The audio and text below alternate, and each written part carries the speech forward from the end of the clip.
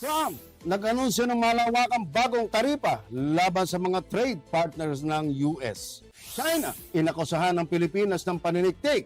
3 Pilipino, inaresto. Elon Musk, mananatili pa sa gobyerno, pagbibitiw, hindi pa tiyak.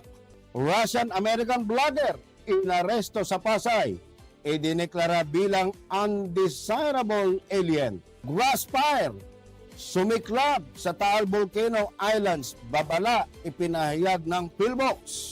Second Senate hearing sa Duterte arrest, binoykot ng mga cabinet executives. Online voting, pinatitigil na Supreme Court.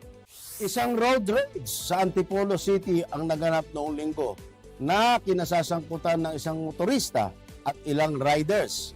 In Tacloban City, the Commission on Elections Regional Office reminded all barangays and Sangguniang Kabataan not to use public funds in campaigning for national and local candidates. In Butuan City, local government authorities indicated that Caraga's employment growth and higher revenue collection was accomplished in 2024.